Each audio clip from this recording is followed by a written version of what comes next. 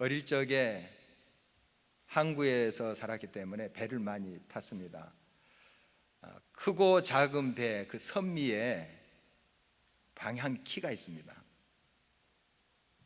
이제 맑은 바닷물이기 때문에 이렇게 찬찬히 쳐다보면 보여요. 차 몇십 대를 실 수 있는 페리호도 역시 이 방향키가 있습니다. 그 육중한 배에도 이 키가 달렸는데 그 키는 이 규모에 비해서 아주 작습니다. 그 배의 덩치에 비하면 아주 작게 보여요. 그렇지만 이 키가 없으면은 배가 제대로 갈 수가 없습니다. 표류하게 되죠. 또 키가 고장 나면 아주 큰일 날 수도 있습니다. 작은 것이지만 굉장히 중요한 역할을 하는 것이 이 키죠. 고린도전서 12장 말씀에도 보면 우리 몸에 아주 작고 보잘것없이 보이는 것이 아주 긴요한 역할을 한다 하는 말씀을 주고 있습니다. 우리가 잘 알고 있죠. 작은 거라고 우리가 무시하고 또한 버려서는 안 되죠. 정말 그것이 얼마나 중요한 역할을 하고 또한 우리들에게 긴요한 것인지 알고 있기 때문입니다. 이순신 장군은 우리나라뿐만 아니라 세계 해전 역사에 지금도 해자가 되는 그런 인물입니다. 일본도 지금 이순신 장군에 대해서 연구하고 또 칭찬하고 하는 그런 기사를 본 적이 있습니다. 어떻든 여러 해전에서 승리했던 그 무용담은 참 우리의 가슴에 또 훈훈함을 갖다 주기도 합니다. 4대 해전에 들지 않지만 명랑해전만 보더라도 그렇습니다. 12척의 배밖에 남지 않았습니다. 병력도 120명밖에 안 돼요. 적군은 130척, 그리고 여러 보급선까지 하면 300척이 넘어요. 어마어마한 군대가 쳐들어오죠. 그때 정말 지략과 또한 지혜로 이 모든 것을 해치고 승리했던 기록은 정말 놀랍습니다. 세계 전쟁 역사를 보면 이와 비슷한 것들을 가끔씩 보게 돼요. 물론 지금은 이 군인 숫자가 크게 좌우되지 않을 수도 있습니다. 그러나 굉장히 중요하죠. 군대 병력이라는 게 굉장히 중요한 역할을 하는데 옛날엔 더 그랬어요. 옛날에는 군대가 많으면 이길 승산이 더 큰 거예요. 꼭 그렇지는 않지만, 그러나 군대가 많다는 게 일단 많이 먹고 들어가는 것입니다. 헬라의 알렉산더 대제가 3만 6천 명을 가지고 페르시아 고레스 3세의 60만 대군을 가우가멜라 전투에서 이겼다는 그런 기록도 우리가 봅니다. 이런 전쟁 역사를 우리가 또 가끔씩 이렇게 역사책에서 살펴볼 수가 있습니다. 그런데 이런 소수의 병력은 일부러 그렇게 그들이 준비한 것은 아니죠. 어쩔 수 없는 거예요. 더 많은 병력을 갖추고 나갔으면 하는 소망은 있는데 그렇지 못하는 현실이죠. 그러나 그 열악한 현실을 가지고 지략과 지혜로 싸워서 승리했다 하는 기록이에요. 그런데 오늘 성경 말씀에 보면은 일부러 병력 수를 줄이는 거예요. 일부러. 이런 역사는 우리 세계 역사에서 참 찾아보기가 힘들 거예요. 오늘 왜 이렇게 하나님께서 그 병력의 숫자를 줄여서 나가라고 하는가? 있는 병력도 감소해서 나가려 하는가? 그 이유 속에 하나님의 뜻을 우리가 발견했으면 좋겠습니다. 그리고 우리의 삶 속에 하나님께서 어떤 메시지를 주시는가 하는 것을 우리가 귀 기울여 들었으면 하는 것입니다. 미디안이 이스라엘을 압제하고 있었던 시대입니다. 그래서 이스라엘 백성들이 곡식을 키워놓으면 와서 다 짓밟아 버립니다. 양을 키워놓으면 다 잡아가 버려요. 자녀들도 잡아가 버리고 부녀자들 잡아가 버리고 아주 어려운 시기죠. 참 고통스러웠어요. 이런 시기에 이스라엘은 미디안에게 대항할 생각조차 못합니다. 어마어마한 세력을 가지고 압제하고 있기 때문에 감히 대들 생각조차 하지 못한 때예요. 이때 기드온이라는 인물이 있었는데요, 이 기드온을 하나님께서 사자를 보내서 찾아오십니다. 기드온은 그때 뭐하고 있었냐면은 포도즙 틀에서 곡식을 조금 빻기 위해서 타작을 하고 있었어요. 몰래 하고 있었다는 거예요. 굉장히 이축되고 두려움에 떨고 있었어요. 미디안의 세력이 너무 크니까. 이러한 모습으로 있는 기드온을 향해서 하나님이 오셨습니다. 그 사자의 입을 통해서 말씀합니다. 큰 용사여, 그렇게 부릅니다. 어떻게 기드온이 크고 지금 용맹스러워서 그렇게 부르겠습니까? 그 이유가 그 다음에 따라오는 말에 있어요. 여호와께서 너와 함께 계시도다. 여호와께서 너와 함께 계시도다. 두려움에 떨면서 지금 움츠려 이축되어 있는 기드온을 큰 용사라 부르면서 그 이유가 하나님이 함께 하시는 너는 큰 용사야. 왜 이걸 잊고 있어? 보지 못하고 있어? 하는 말씀이에요. 여러분, 그렇습니다. 우리 하나님의 자녀들은 하나님이 늘 함께 하십니다. 우리 예수 그리스도의 약속대로 임마누엘, 늘 우리와 동행하십니다. 이 사실 잊지 마시기 바랍니다. 우리 스스로 큰 자 아닙니다. 우리 스스로 능력 있는 자가 아닙니다. 그러나 모든 것보다 능하신 그 하나님이 우리와 함께 계시기 때문에 우리는 큰 자이라는 사실입니다. 기도는 그럼에도 불구하고 막 두려움이 있었습니다. 얼마나 많은 세월 동안 이축되고 핍박을 받았는지 그 하나님께서 큰 용사여 함께 한다 하는 말씀을 주어도 아직까지 이게 확신이 생기질 않는 거예요. 그래서 이제 하나님께 요청을 합니다. 하나님, 증거를 보여주십시오. 그래서 몇 가지 증거를 보여주세요. 하나님께서 함께 하심의 증거입니다. 드디어 이제 기드온이 일어서서 군대를 모집합니다. 3만 2천 명이 모였어요. 3만 2천 명. 3만 2천 명만 따로 보면은 적은 수는 아닐 거예요. 그러나 오늘 본문 12절 말씀에 보면은 적군 미디안의 군대를 보면 미디안 족속만 온 것이 아니고 아말렉 족속도 같이 왔어요. 연합군을 형성했다는 말이죠. 그리고 동방에 있는 모든 사람, 물론 좀 과정법이지만 모든 족속을 규합해서 지금 이스라엘 치러 오는 거예요. 그 수가 얼마나 많은지 메뚜기 떼 같다 했어요. 그리고 그들이 낙타를 타고 아마 싸움을 한 것 같아요. 낙타의 수가 바다 모래알보다 더 많았다. 엄청난 군대를 일으켜서 지금 이스라엘을 쳐들어오는 거예요. 그 군대 앞에 3만 2천 명, 많지 않아요. 굉장히 적은 수예요. 이거 그냥 싸움했다가는 100전 100패예요. 이길 수가 없죠. 그런 숫자입니다. 그런데 하나님께서 어떻게 말씀하시느냐? 많다는 거예요. 3만 2천 명이 많다는 거예요. 그것도 너무 많다는 거예요. 우리의 계산으로는 도저히 이해가 되지를 않는 거예요. 그 메뚜기 떼 같은 낙타만 해도 바다의 모래알처럼 많은 그 군대 앞에 3만 2천 명인데 너무 많다는 거예요. 3만 2천 명이. 그 이유를 2절 하반절에 이렇게 말씀하고 있습니다. 너희들이 승리하면 나를 거슬려 스스로 자랑하기를 내 손이 나를 구원하였다 할까 함이니라. 3만 2천 명 가지고 가서 승리하면 야, 우리가 이만큼 용맹스럽고 힘이 있어서 이긴 거지 교만할까 해서 너무 많으니 돌려보내라는 거예요. 두렵고 떠는 자, 그런 사람들 돌려보내라는 것입니다. 하나님께서는 너무 많은 군사라고 이스라엘 백성들이 이야기하는 것은 바로 그들의 군대 수가 많아서가 아니죠. 바로 그들이 정말 하나님 앞에 온전히 헌신하고 하나님을 온전히 의지하는가 하는 것을 지금 묻고 있는 것입니다. 이제 너는 백성의 귀에 외쳐 이르기를 누구든지 두려워 떠는 자는 길라산을 따라 돌아가라 하라고 이렇게 말씀하십니다.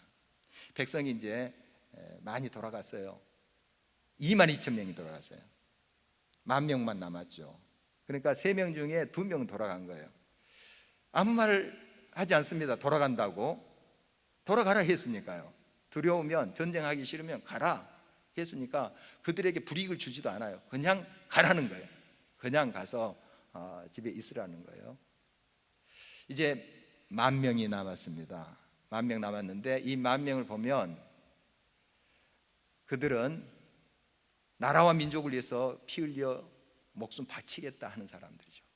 갈 수도 있어요. 이들도 22,000명 속에 섞여서 갈 수 있는 사람들이에요. 누가 잡지도 않아요. 그런데 10,000명 남아있는 사람들은 나라를 위해서 이 한번 바치리라 하는 용맹한 사람들로 보입니다. 그런데 하나님께서 이렇게 말씀하세요. 아직도 많다. 아직도 많다는 거예요. 10,000명이 아직도 많다는 거예요. 참 우리가 이야기가 어려워요. 점점 더 어렵습니다. 32,000명도 너무 많다 하시고 이제 10,000명 줄였는데 아직도 많다, 이런 말씀하신 거예요. 왜 그러시는가? 전쟁에서 승리할 때 이런 생각을 가질 수 있겠다 싶어요. 우리 용맹 때문에, 우리가 결사항쟁했기 때문에 이긴 거야. 그렇게 생각할 수도 있겠습니다. 그리고 이 10,000명 중에는 물론 두렵고 떨지 않는 그런 용맹스러운 사람도 있겠지만 사실 두려운데, 아직까지 떨고 있는데 그동안 평소 했던 자기의 행위가 있어요. 굉장히 담대하고 굉장히 용맹스럽게 행세했던 사람들이 있어요. 그런데 돌아가면 어떻게 됩니까? 비겁자구나. 아마 이런 사람도 별별 사람들 섞여져 있을 거예요. 이 10,000명 중에는. 하나님께서는 그 10,000명도 많다, 이렇게 말씀하십니다. 그리고 이 10,000명을 물가로 데리고 가게 하십니다. 거기에서 이제 다시 그 군사를 추리는데요, 이 물을 마시는 자세, 방법에 따라서 군사를 분류하고 있습니다. 한 부류의 사람들은 물을 손으로 떠서 개가 핥듯이 혀로 핥아서 먹은 사람들이 있었어요. 또 한 부류의 사람은 딱 무릎을 꿇고 물에 입을 대고 벌컥벌컥 마신 그런 사람들이에요. 어떤 사람을 선택했냐면 이 물을 떠서 혀로 핥은 사람, 그 사람들 선택하니 300명이었어요. 성경은 왜 혀로 핥은 사람을 선택했느냐 하는 이유는 설명하지 않아요. 그러나 좀 시간이 있는 우리 성경학자들이 이런 시도를 합니다. 옛날 유대 역사학자 요세푸스라는 사람이 있어요. 이 사람은 이 부분을 이렇게 해석합니다. 이 손으로 물을 떠서 개처럼 핥은 사람은 소심한 자들이다. 소심한 자들이다. 하나님은 이렇게 소심한 자라 할지라도 이들을 통해서 그 능력으로 역사에서 승리케 하신다. 이걸 보여주기 위한 것이다 하는 해석을 주고 있습니다. 제가 요세푸스의 입장에서 조금 더 해석을 해봤어요. 저도 좀 시간이 있어서 좀 해석을 해봤는데, 무릎 꿇어서 딱 물에 입을 대고 벌컥벌컥 마신 사람들, 딱 물 마시고 캬 하면서 소매로 입을 딱 닦는다 해보십시오. 상남자예요. 얼마나 멋있습니까? 자, 손으로 물을 떠서 개처럼 핥는다. 모양새 안 납니다. 모양새 한번 상상해 보십시오. 이게 모양이 별로 아니잖아요. 다 벌컥 마시면서 쫙 이렇게 일어선 그런 사람을 좀 택해야 될 것 같은데, 우리 같으면 좀 판단이 다르겠죠. 그러나 하나님은 소심하게 보이는 그 사람을 택하라는 거예요. 물론 이제 성서학자들은 이 요세푸스의 견해에 많은 대부분 동의하지 않습니다.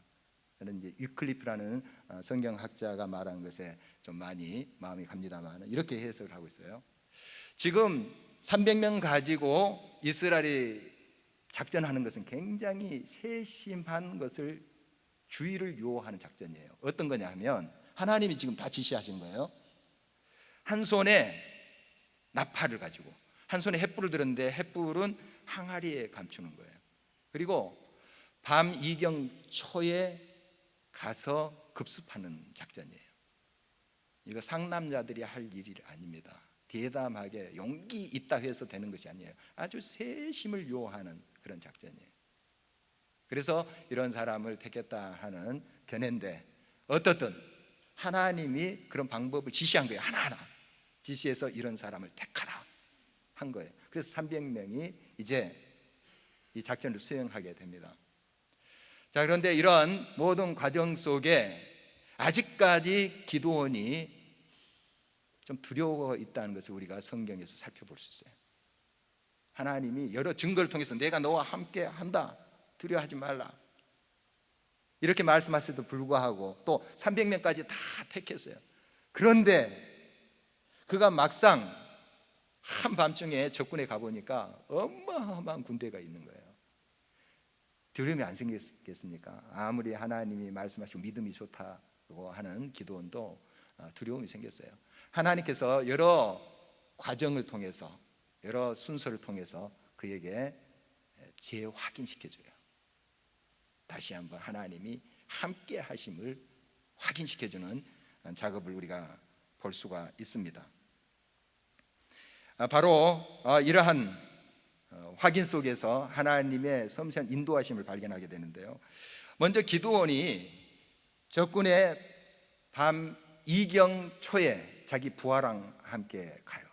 부라라는 이제 그 부관인데 둘이 가요. 전쟁을 하기 전에 한밤중에. 이경초라 하면 구약 성경에는 그 밤을 3경으로 나눕니다. 해 질 때부터 우리 시간으로 한 10시까지 초경이라 그래요. 10시부터 새벽 2시까지 이경, 그리고 새벽 2시부터 해 뜰 때 한 6시까지 3경, 이렇게 나눠요. 신약 성경 이제 로마 시대이기 때문에 로마가 구분하는 시간을 따릅니다. 4경으로 나눠요. 3시간씩 끊어서 4경으로 나누고, 이 구약 시대는 이렇게 3경으로 나누는데, 여기 이경초라 함은 우리 시간으로 10시부터 11시쯤이에요. 자, 병사들이 누워 있었다 해서 자고 있다는 뜻입니다. 자고 있었어요. 엄청난 군대가 자고 있었어요. 여러분, 잠은 이 시간이 제일 깊이 드는 거예요. 이제 자정이 높고 하면 이 수면이 얕아집니다. 깨딱 꿈도 많이 꾸고. 그런데 막 골아 떨어질 때예요. 이 하나님이 다 그 작전을 세워서 지금 이끄시는 거예요. 이게 기드온의 머리에서 나온 게 아닙니다. 그리고 보초가 교대하는 시간이에요. 보초가 교대하는 시간은 경계가 흐려질 수 있습니다. 하나님께서 다 이런 것까지 세밀하게 인도하시는 것을 봐요.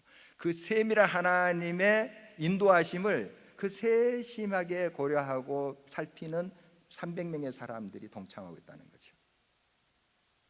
정말 하나님의 오묘한 인도이십니다.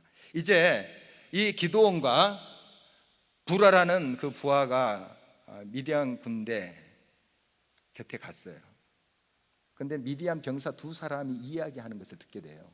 캄캄하니까 아마 못 잘했나 봐요. 이 2사람이 이야기하는데 한 사람이 꿈 이야기를 하는 겁니다. 내가 꿈을 꾸었는데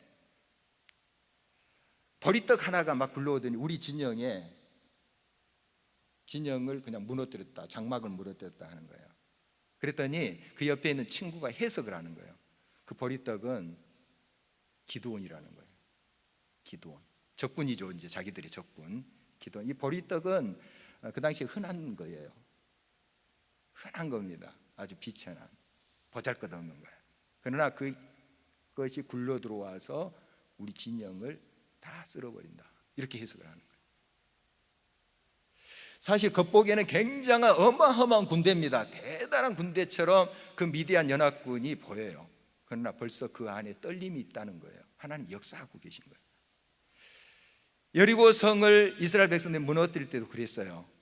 여호수아 지도자가 2사람의 정탐꾼을 여리고 성에 먼저 보내요. 보낼 때 거기에 있는 주막 여주인 라합이라는 사람을 만나게 됩니다. 이 라합이 이 2 정탐꾼을 숨겨주기도 하죠. 그런데 그 라합이 이런 이야기를 해요. 지금 이 여리고성 왕과 이 백성이 간담이 다 녹아버렸다, 떨고 있는 거예요. 겉은 난공불락의 성처럼 버티고 있습니다. 어떻게 저 성을 우리가 무너뜨릴 수 있을까? 할 수 없다. 어마어마한 그 성이 버티고 있어서 그렇게 생각되는데 그 안에서부터 하나님은 무너뜨리고 계셨던 거예요. 바로 그와 같은 역사예요. 지금 미디안 군대, 겉보기에는 대단하고 어마어마한 군대입니다. 어떻게 우리가 대항할 수 있을까? 이렇게 생각되는 어마어마한 조건들이에요. 이미 그 안에 요동이 일어나고 있습니다. 균열이 일어나고 있어요. 우리가 이걸 못 본다는 거죠. 우리의 삶 속의 여러 도전 앞에 이걸 못 봐요. 그래서 지레 겁먹고 주저앉고 물러서 버립니다. 하나님의 눈으로 우리가 바라볼 수 있어야 됩니다. 세상에 많고 크고 대단한 것과 우리의 초라함을 비교하면서 주저앉지 마시고요. 그 모든 미디안 군대보다, 여리고 성의 군대보다 강하신 그 하나님이 우리와 함께 하신다 하는 믿음. 이게 그렇게 생각해서 하나님이 우리와 함께 하신 거 아니에요. 사실 우리가 믿자는 거예요. 하나님이 우리와 함께 하십니다. 약속대로 여러분 함께 하십니다. 이 자리에 여호와 하나님께서 함께 하십니다. 이 자리에 계세요. 여러분의 가정에 함께 하십니다. 여러분의 일터에 여호와 하나님께서 함께 하십니다. 그 사실을 믿자는 거예요. 그 믿음의 눈을 바라보면서 하나님 붙잡자는 거예요. 하나님 이미 미디안 군대 안에 지금 역사하고 있는 겁니다. 요동치게 하고 있는 것이죠.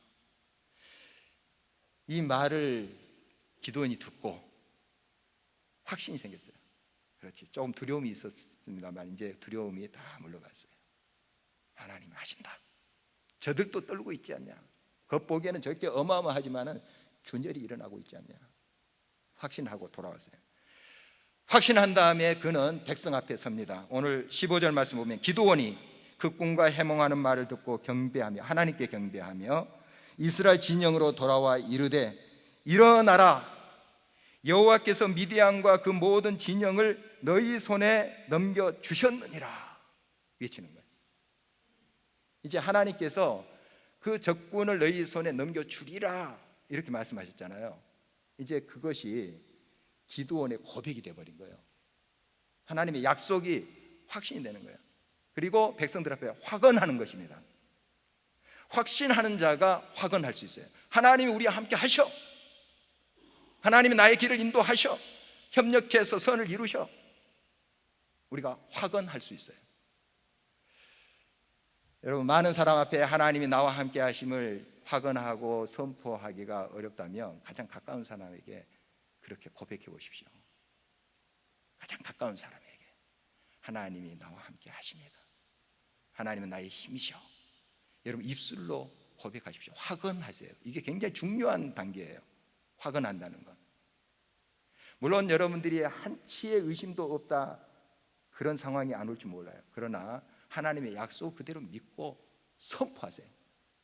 말씀이 그러니까 내 감정은 좀 흔들릴지 모르지만 하나님의 말씀 진리잖아요. 그 말씀 선포하세요. 하나님은 나와 함께 하셔. 합력해서 선을 이루셔. 나와 동행하셔. 고백하세요. 확언하세요. 하나님은 우리가 이런 믿음으로 갈 때 확답해 주십니다. 확실하게 응답해 주세요. 완벽하게 응답해 주세요. 모든 것을 차근차근 다 계획 세워서 인도해 주십니다. 확답해 주시는 하나님 있어요. 그래서 하나님께서 지시하신 대로 그대로 했어요. 이런 작전이 기드온의 머리에서 나온 게 아니에요. 하나님이 응답하십니다. 정말 이 시간, 분위기, 모든 소리 하나님이 다 연출하신 거예요. 자, 하나님께서 이제 기드온에게 지시하시는 거예요. 항아리를 깨라는 거예요. 깨니까 횃불이 그 안에 있었잖아요. 막 밝혀오면서 나팔을 불었어요. 막 불었습니다. 그리고 소리쳤습니다. 여호와와 기드온의 칼이여 하면서 소리쳤어요. 잠자고 있었던 사람이 어떻게 되겠습니까? 깊은 잠 속에 있었던 사람들이 갑자기 이 소리 얼마나 놀랐겠어요. 정말 놀랐겠죠. 한번 생각해 보십시오. 그래서 오늘 21절 말씀 보니까 혼비백산, 혼비백산, 캄캄한 그 밤이에요. 혼비백산합니다. 얼마나 놀랐으면 그랬을까요? 그리고 22절 말씀에 보면은 자중질환이 일어나요. 서로 친구끼리 찌르는 거예요. 그러니까 미디안 연합군이 서로를 향해서 찌르는 거예요. 막 캄캄하니까 누가 적인지 아군인지 모르잖아요. 누가 찌르니까 막 적인 줄 알고 찌르는 거예요. 23절 보니까 도망갑니다. 추격해서 일망타진해요. 혼비백산, 자중질환, 일망타진. 하나님께서 이렇게 확증을 주세요. 승리케 하시는 거예요. 여러분, 이것이 하나님의 역사예요. 하나님이 인도하시는 방법인 것입니다. 신명기 20장 1절에서 4절 말씀 보면은 모세를 통해서 하나님께서 백성들이 이야기합니다. 앞으로 이제 전쟁이 있을 텐데 그 적군과 맞이할 때 적군의 수요가 많음을 인해서 두려워하지 말라는 거예요. 똑같은 말씀이죠. 놀라지 말라는, 그 수요 어마어마하다 해서 질리지 말라는 거예요. 왜? 내가 너희와 함께 할게. 내가 너희들과 함께 할게. 이 약속을 주고 계신 거예요. 성경을 쭉 여러분 보십시오. 이런 말씀이 수없이 등장하는 거예요. 세상은 크고 많고 하는 것이 이긴다고 생각해요. 그렇지 않습니다. 물론 적다고 또 이기는 것도 아니에요. 문제는 적고 큼의 문제가 아니라는 사실이죠. 우리의 자신을 비우고 얼마나 하나님을 의지하는가 하는 거예요. 물론 떨림이 있습니다. 부족함이 있어요. 그러나 그것을 하나님께 내려놓고 능력이신 그 하나님을 온전히 신뢰하라는 거예요. 하나님이 하신다. 이 전쟁은 하나님께 속한 것이다 하는 걸 믿으라는 거예요. 다윗이 그 믿음 가지고 골리앗 쓰러뜨리지 않습니까? 여러분, 이것이 중요합니다. 그러므로 믿음으로 우리가 승리하는 겁니다. 하나님을 신뢰함으로 하나님이 역사하시고 인도하시는 거예요. 크다고 자만할 것도 없고 또 우리가 작다고 주저앉을 일도 아니에요. 크나 작으나 여호와 하나님을 겸손히 인정할 때 하나님의 무한한 그 능력이 우리의 것이 돼요. 크고 작음의 문제가 아니라는 뜻이에요. 여러분, 겸손하게 하나님을 인정하십시오. 하나님을 붙잡으십시오. 하나님께 결국 최후의 승리로 함께 하실 것입니다. 또 300명의 군사들이 이제 추려졌어요. 그 중에 누구 한 명이라도 내가 너희들보다 더 잘 나가 이런 사람이 없어요. 그 앞에 서가지고 막 들레고 나서고 하지 않아요. 그들은 한마음 한뜻이 된 거예요. 32,000명에서 300명이 되는 그 과정이 이 겸손의 훈련이에요. 하나님 메시지예요. 너희들 비워라. 너희 용맹 그거 가지고 아니야. 숫자 아니야. 비워라. 겸손하게 나를 의지해라. 이 겸손의 훈련이에요. 결국 겸손한 자는 하나 될 수 있습니다. 교만한 자가 내가 잘 나가, 내가 더 잘났어 이러죠. 겸손한 자는 자기를 비워서 하나 되게 합니다. 하모니를 이루어요. 이게 중요해요. 제가 언젠가 동해에 갔더니 모래 조각 작품을 쫙 만들어 놓고 정말 전시를 했더라고요.